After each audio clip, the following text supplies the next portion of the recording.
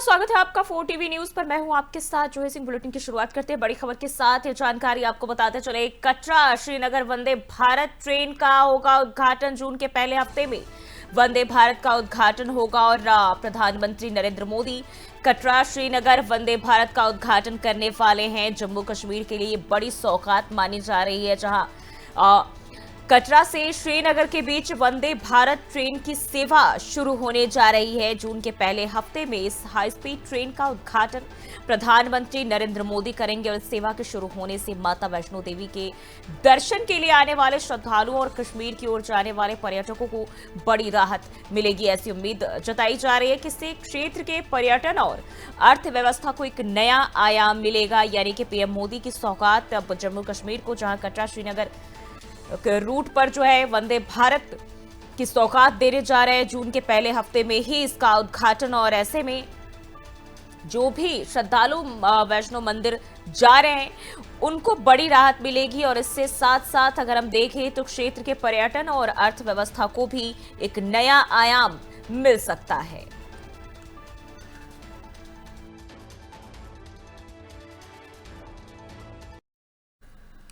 और वहीं श्रीनगर ले हाईवे पर जो जिला के पास हिमस्खलन, श्रीनगर से ये जानकारी आपको बताते चले। ले हाईवे पर जो जिला के पास हिमस्खलन हुआ है, सोनमर्ग क्षेत्र में भारी बर्फ गिरने से एवलांच की घटना जो है वो सामने आई है। आवाजाही पर असर और यातायात अस्थायी रूप से फिलहाल रोका गया है। प्रशासन और जो राहत बचाव की टीम है वो राहत कार्य में जुटी हुई है। तो जम्मू कश्मीर में सोनमर्ग के जो जिला के पास जो है श्रीनगर लेह राजमार्ग पर हिमस्खलन की घटना सामने आई और भारी बर्फबारी के चलते हुए इस एवलांच से कुछ समय के लिए जो यातायात है वो बाधित रहा। प्रशासन और बॉर्डर रोड ऑर्गेनाइजेशन यानी कि बीआरओ की टीमें भी तुरंत राहत और सड़क खोलने के कार्य में जुट गई हैं। फिलहाल किसी भी जनहानि की सूचना नहीं मिली, लेकिन इस मार्ग से यात्रा कर रहे लोगों को सतर्क रहने और मौसम की जानकारी लेकर ही सफर करने की अपील की गई है।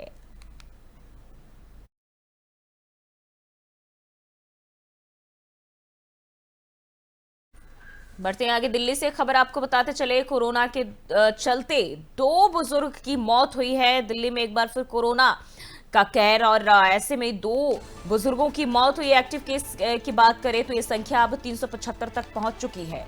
यानी कि संक्रमित के जो आंकड़े हैं इसमें लगातार इजाफा देखने को मिल रहा है और अब ये आंकड़ा 375 तक पहुंच चुका है। बुजुर्गों में संक्रमण का खतरा अधिक, और स्वास्थ्य विभाग सतर्कता बरतने की अपील कर रहा है। तो दिल्ली में कोरोना संक्रमण एक बार फिर चिंता का विषय बन गया है और हर किसी के लिए खौफ पैदा करने वाला। और ताज़ा जानकारी के मुताबिक राजधानी में 2 बुजुर्गों की मौत कोविड के चलते हुई है। और इसके साथ ही दिल्ली में एक्टिव केसों की संख्या की अगर हम बात करें तो ये बढ़कर 375 हो गई है। स्वास्थ्य विभाग ने खासतौर पर बुजुर्गों और पहले से बीमार लोगों को सतर्क रहने की सलाह दी है और इसी के साथ भीड़ भाड़ वाले इलाकों में मास्क लगाने और सावधानी बरतने की अपील की है। तो कोरोना का कहर देश भर में देखने को मिल रहा है और दिल्ली की बात करें तो यहाँ भी 2 बुजुर्ग की मौत हुई है। एक्टिव केस की संख्या भी बढ़कर जो है 375 तक जा पहुंची है। और खासकर बताया जा रहा है जो बुजुर्ग हैं, पहले से बीमार लोग हैं, उनको थोड़ी सावधानी बरतने की जरूरत है, क्योंकि कोरोना लगातार बढ़ता ही जा रहा है। इतना खतरा विभाग की तरफ से या फिर जो विशेषज्ञ कह रहे हैं नहीं है, बावजूद इसकी सतर्कता और सावधानी लोगों को इससे बचा सकती है।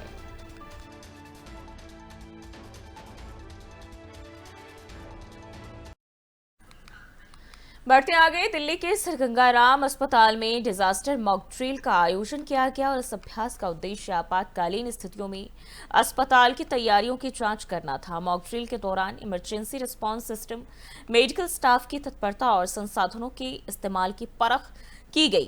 अस्पताल प्रशासन के मुताबिक इस तरह की मॉक ड्रिल समय समय पर आयोजित की जाती रही है ताकि किसी भी आपदा की स्थिति में जानमाल के नुकसान को कम किया जा सके। डॉक्टर्स, नर्सों और अन्य कर्मचारियों ने इसमें बढ़ चढ़कर सक्रिय भागीदारी निभाई और रियल टाइम सिचुएशन को बेहतर ढंग से हैंडल करने का अभ्यास किया गया।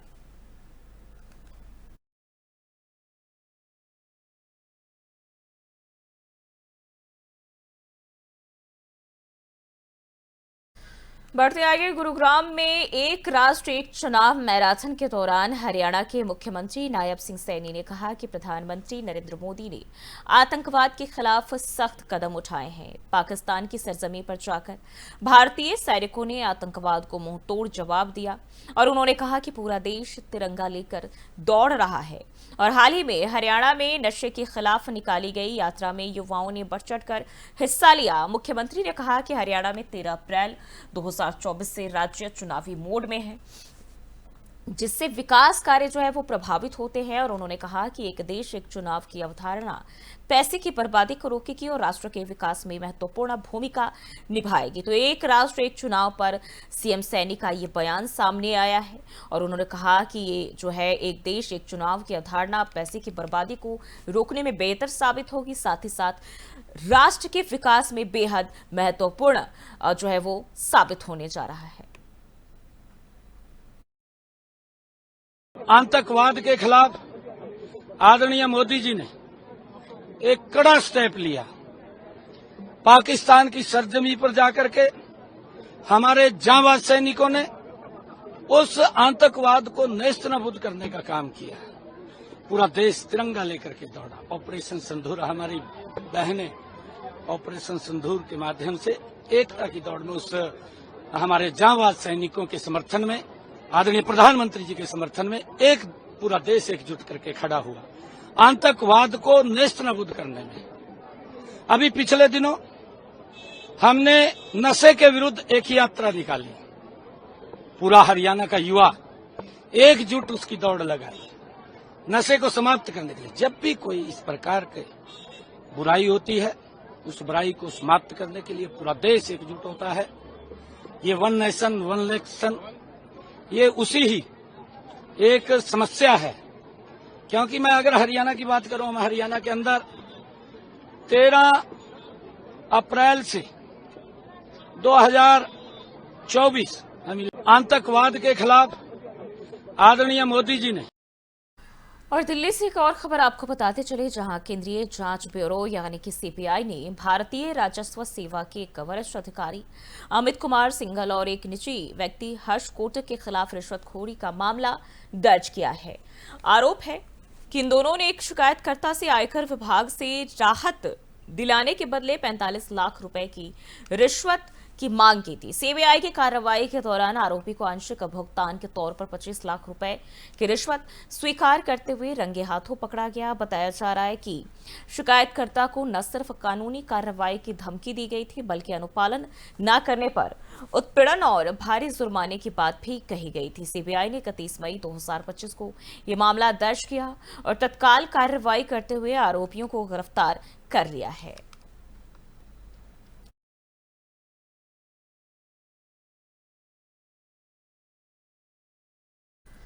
बढ़ते आगे, दिल्ली के जंगपुरा स्थित मद्रासी कैंप में अवैध अतिक्रमण के खिलाफ प्रशासन की ओर से तोड़फोड़ अभियान चलाया जा रहा है।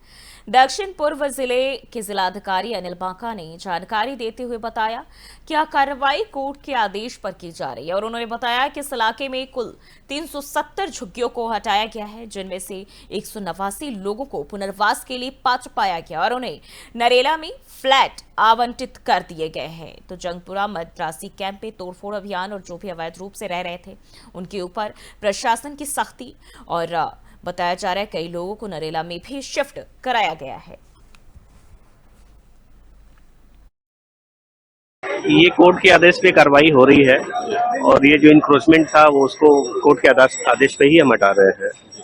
वो 12 पुला ड्रेन है, उसकी साफ सफाई में ये नैरो भी हो गई थी ड्रेन यहाँ पर, तो उसकी साफ सफाई में भी वाटर फ्लो में भी दिक्कत आ रही थी। हेवी रेन के टाइम में जो पानी भर जाता है पूरे इलाके में, वो इन्हीं वजहों से फैलता है। तो कोर्ट में ये मामला चल रहा था और कोर्ट ने आप बोला। और महाराष्ट्र के अहिल्यानगर जिले के कोपरगांव तहसील में कुंवारी शिवार स्थित एक बंद सरकारी रेत डिपो से 500 ब्रास रेत के लापता होने का मामला सामने आया है। इस रेत की अनुमानित कीमत लगभग 14 लाख रुपए बताई जा रही है और खास बात यह है कि डिपो में लगे सीसीटीवी कैमरे भी घटना के दौरान बंद थे, जिससे मामले पर गंभीर सवाल खड़े हो रहे हैं। स्थानीय सामाजिक कार्यकर्ताओं और नागरिकों ने संबंधित विभागों की कार्यशैली पर सवाल उठाए और इस पूरे मामले की उच्च स्तरीय जांच की मांग की जा रही है और अभी तक किसी भी जिम्मेदार अधिकारी की ओर से कोई ठोस बयान सामने नहीं आया है। प्रशासन इस मामले में क्या रुख अपनाता है, इस पर सभी की निगाहें टिकी हुई है।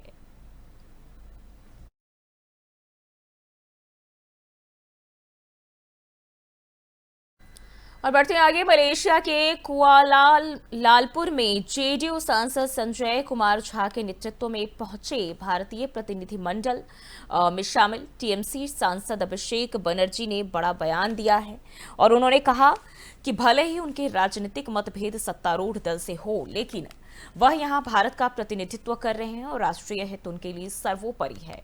अभिषेक बनर्जी ने साफ किया कि राष्ट्रीय सुरक्षा और संप्रभुता के मुद्दे पर वह हमेशा अपने देश के साथ खड़े रहेंगे और किसी भी राजनीतिक मतभेद को देश हित के आड़े नहीं आने देंगे। उनका यह बयान अंतर्राष्ट्रीय मंच पर भारत की एकजुटता को दर्शाता है।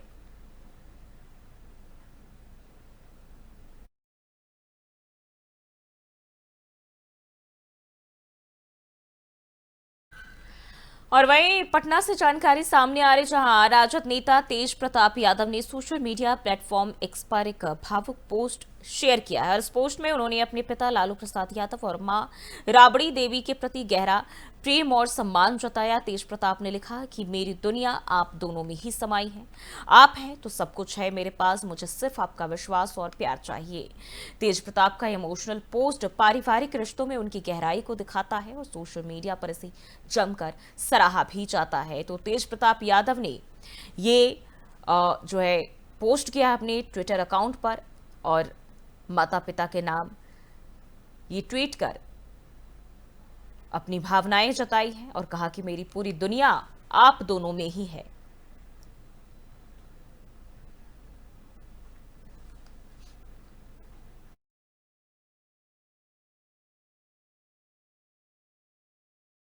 वहीं भारत और मंगोलिया के बीच 17वें संयुक्त सैन्य अभ्यास नोमैडिक एलिफेंट 2025 का उद्घाटन आज उलान बटार के विशेष बल प्रशिक्षण केंद्र में हुआ। यह अभ्यास 31 मई से 13 जून तक चलेगा और इसमें संयुक्त विद्रोह और आतंकवाद विरोधी अभियानों के संचालन पर खास ध्यान दिया जाएगा और इस अभ्यास का उद्देश्य दोनों सेनाओं के बीच सर्वोत्तम रणनीतियों और तकनीकों के आदान प्रदान के माध्यम से उनकी अंतर संचालन क्षमता को मजबूत करना है। यह अभ्यास भारत और मंगोलिया के बीच बेहतर समझ, सहयोग और सैन्य सौहार्द को बढ़ावा देगा।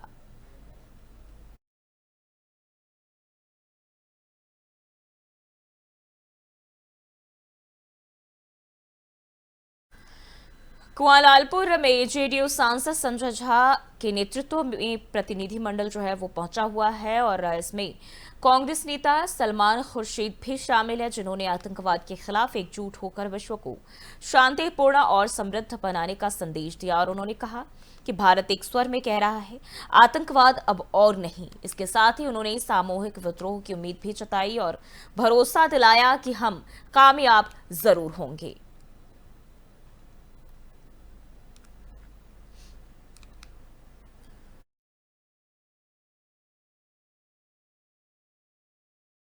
बढ़ते आगे, पुणे के भावे हाई स्कूल के पास एक तेज रफ्तार कार ने सड़क किनारे चाय पी रहे 12 एमपीएससी परीक्षा उम्मीदवारों को टक्कर मार दी है और इस भीषण हादसे में कई छात्र घायल हुए, जिनमें से कुछ की हालत गंभीर बताई जा रही है और यह छात्र आज अपनी एक महत्वपूर्ण परीक्षा में शामिल होने जा रहे थे और इस दुर्घटना ने पूरे इलाके में हड़कंप मचा दिया है। तो पुणे से ये जानकारी, जहां भीषण सड़क हादसे की खबर सामने आई है और उसकी तस्वीरें भी, जहां बड़ी तादाद में लोग यहां शामिल हुए हैं। हालांकि इस घटना के बाद से इलाके में अफरा तफरी मची हुई है।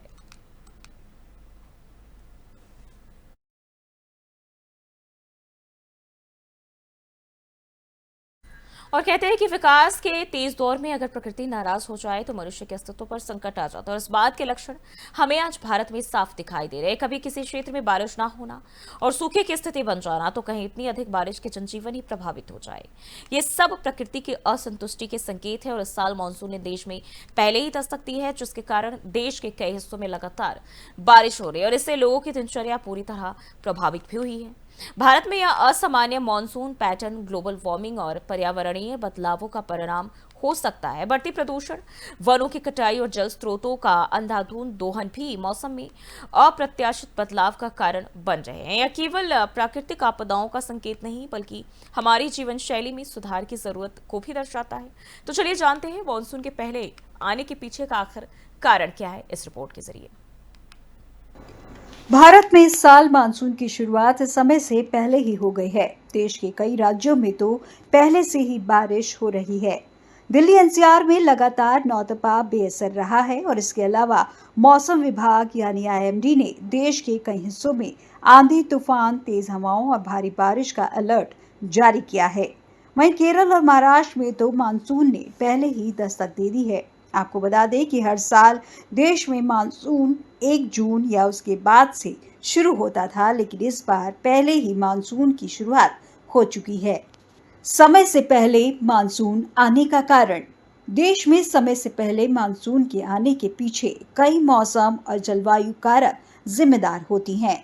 इनमें समुद्री सतह का तापमान एक महत्वपूर्ण भूमिका निभाता है, क्योंकि गर्म समुद्री पानी से वाष्प का उत्सर्जन बढ़ता है, जिससे मानसून सक्रिय होता है। मौसमी हवाओं का व्यवहार भी मानसून की दिशा और गति को प्रभावित करता है। मैडेन जूलियन ऑसिलेशन (MJO) जैसे कारक, जो वायुमंडल में हवा के दबाव में उतार चढ़ाव को बताता है, मानसून की तीव्रता और समय को नियंत्रित करते हैं। इसके अलावा एल नीनो और ला नीना जैसे प्रभाव भी मानसून की गति पर प्रभाव डालते हैं। वायुमंडलीय दबाव में बदलाव, जैसे उष्णकटिबंधीय क्षेत्र में उच्च या निम्न दबाव, मानसून को तेज या धीमा कर सकते हैं। इसके साथ ही जलवायु परिवर्तन के कारण तापमान और हवाओं के पैटर्न में बदलाव हो रहे हैं, जो मानसून के असामान्य व्यवहार का कारण बन रहे हैं। ये सभी कारक मिलकर मानसून के समय से पहले या विलंब से आने में भूमिका निभाते हैं। इसलिए मौसम विभाग लगातार इन प्रणालियों पर नजर रखता है। समुद्री सतह का तापमान।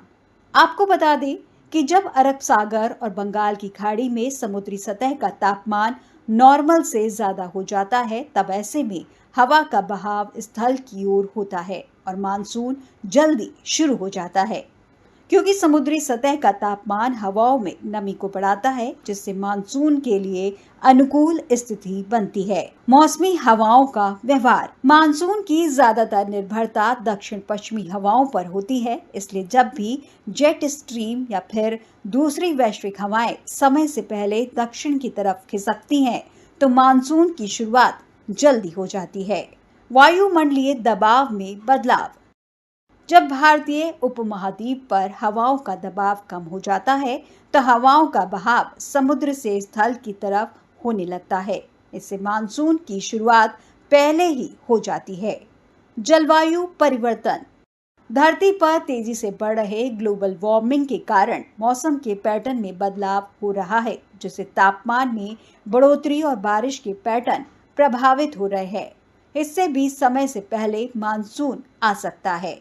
क्यों नहीं तप रहा नौतपा मरता है, और इससे गर्मी की संभावना बढ़ जाती है, और अत्यधिक गर्मी के कारण पृथ्वी पर हवा का दबाव कम हो जाता है और हवाएं ऊपर की तरफ चलने लगती हैं। उसे भरने के लिए समुद्री हवाएं भारत में प्रवेश करती हैं और वर्षा करती हैं, लेकिन इस बार समय से पहले समुद्री हलचल के कारण समुद्री हवाओं को बहाव भारत की ओर पहले हो गया, जिसके कारण नौतपा का असर नहीं दिख रहा है। वैज्ञानिकों ने बताई ये वजह। मौसम वैज्ञानिकों के मुताबिक भारत में नौतपा के बेअसर होने का मुख्य कारण अरब सागर और बंगाल की खाड़ी में नमी का बढ़ना है। इसी दौरान समुद्र का टेम्परेचर सामान्य से अधिक रहा, जिसके कारण मानसूनी हवाएं तेजी से सक्रिय हो गईं। फिर पश्चिमी हवाएं चली और चक्रवाती हलचलों ने भी मानसून को बढ़ने में मदद की। इसके अलावा दुनिया भर में होने वाला जलवायु परिवर्तन भी मौसम के इस पैटर्न में बदलाव का एक बड़ा कारण बन रहा है। जलवायु परिवर्तन के चलते समुद्री और वायुमंडलीय परिस्थितियों में जो बदलाव आ रहे हैं, उनका सीधा असर मानसून पर देखने को मिल रहा है। इस बार जल्दी शुरुआत इसी का उदाहरण है। तो आपने देखा कि कैसे समुद्र का तापमान, वायुमंडलीय दबाव और हवाओं की दिशा मानसून के समय को तय करते हैं। लेकिन इसका मतलब यह भी है कि अगर हम प्रकृति के साथ सामंजस्य नहीं बनाएंगे तो ऐसे बदलाव और अधिक खतरनाक हो सकते हैं। पर्यावरण की रक्षा करना अब सिर्फ जिम्मेदारी नहीं, जरूरत बन गया है। प्रकृति की चेतावनी समझिए और समय रहते भारत में इस साल मानसून और पहलगाम हमले के बाद भारत में अवैध रूप से रह रहे बांग्लादेशी नागरिकों को लेकर एक बार फिर से बहस तेज हो गई है। देश के अलग अलग राज्यों में पकड़े गए बांग्लादेशी घुसपैठियों के बड़े जत्थे को वापस बांग्लादेश भेजा गया। आंकड़ों की माने तो 500 से भी अधिक घुसपैठिए जो थे वो उन्हें उनके देश भेज दिया गया। और यह केवल एक घटना नहीं बल्कि एक लंबे समय से चली आ रही एक समस्या की बानगी है जो भारत की सुरक्षा, जनसंख्या प्रबंधन और आंतरिक जो नीति है उस पर गहरा असर डालती है। क्योंकि बाहर से आए जनसंख्या के कारण स्थानीय जो जनसंख्या और संसाधन है इस पर इनका दबाव बनता है। और यही नहीं, दोनों के बीच आपसी संघर्ष भी बढ़ता है जो एक बड़ी समस्या को जन्म देता है। ये रिपोर्ट देखिए। भारत में आंतरिक असुरक्षा को देखते हुए भारत सरकार ने अवैध रूप से देश में आए घुसपैठियों को देश से बाहर भेजने का काम शुरू कर दिया है। करीब 500 से अधिक घुसपैठियों को वापस भेजने का काम किया गया है। इन्हें देश के अलग अलग राज्यों से गिरफ्तार किया गया है। दरअसल बांग्लादेश और भारत के बीच लगभग 4096 किलोमीटर लंबी सीमा है जो कई स्थानों पर खुली है और असुरक्षित है। यह भूगोल अवैध रूप से भारत में प्रवेश को आसान बना देता है। आर्थिक कारण, रोजगार की तलाश, राजनीतिक उत्पीड़न और कभी कभी देश को अशांत करने के मकसद से दूसरे देश के लोग बड़ी संख्या में भारत की ओर रुख करते हैं। कई लोग सीमावर्ती राज्यों जैसे पश्चिम बंगाल, असम, त्रिपुरा में प्रवेश करते हैं, जबकि कुछ आगे बढ़कर महाराष्ट्र, दिल्ली और राजस्थान तक पहुंच जाते हैं। आपको बता दें कि यह मुद्दा आज का नहीं है, बहुत पहले से चला आ रहा है, लेकिन इस पर आज तक सख्त कदम नहीं उठाया जा सका है। सिर्फ राजनीतिक रोटियां सेकी गई हैं।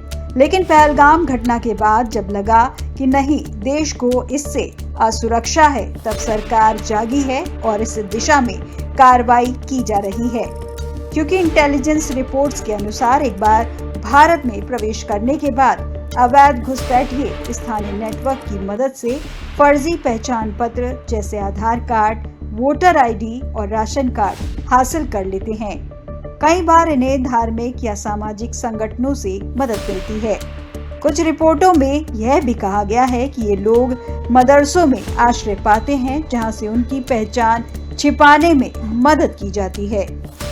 इस रिपोर्ट के आधार पर ही बीते वर्ष वर्तमान में स्वास्थ्य मंत्री जेपी नड्डा ने कहा था कि बांग्लादेशी घुसपैठिए यहां आते हैं और मदरसे में ठहरते हैं और उनका आधार कार्ड और वोटर आईडी बनते हैं और फिर उनको जमीन दिलाने का काम किया जाता है।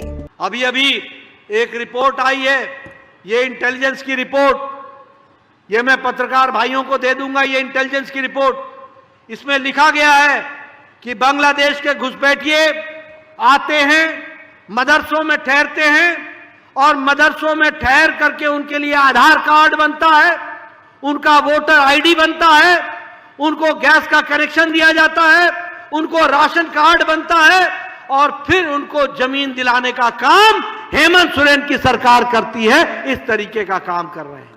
बोलो, ऐसी सरकार को रहने देना है क्या? रहने देना है क्या? ये विद्रोह सिर्फ लंबोदर जी का सवाल नहीं है, ये बीजेपी का सवाल नहीं है, ये आजसू का सवाल नहीं है, ये सवाल झारखंड के अस्तित्व का है और झारखंड के हमारे भाई और बहनों का अस्तित्व का सवाल है। वहीं इस मामले को लेकर महाराष्ट्र के मंत्री नीतीश राणे ने हाल ही में इस मुद्दे पर तीखी प्रतिक्रिया दी है। उन्होंने कहा है कि There was an incident a few days back where these people Bangladeshi people had come and raised their hands on a local fisherman. We are absolutely very clear that there are central government and the state government, we are very clear that we will not allow any Bangladeshi and Rohingya Muslim. इसके चुनौतियां और समाधान की अगर बात करें तो आपको बता दें कि अवैध घुसपैठ केवल एक सुरक्षा मुद्दा नहीं है, बल्कि एक मानवीय और प्रशासनिक चुनौती भी है। भारत सरकार को इस समस्या का समाधान करने के लिए बहुत सारे एंगल से सोचने की जरूरत है, जैसे सीमा सुरक्षा, बॉर्डर पर निगरानी और अधिक मजबूत करना होगा। वहीं बीएसएफ और तकनीकी संसाधनों का बेहतर उपयोग आवश्यक है। डिजिटल पहचान प्रणाली, आधार जैसी प्रणालियों को और अधिक सुरक्षित बनाना होगा ताकि फर्जी दस्तावेज तैयार करना आसान न हो। स्थानीय सहयोग, स्थानीय प्रशासन को सख्ती से निर्देश देने होंगे कि फर्जी दस्तावेज जारी करने वाले नेटवर्क की पहचान कर कार्रवाई की जाए।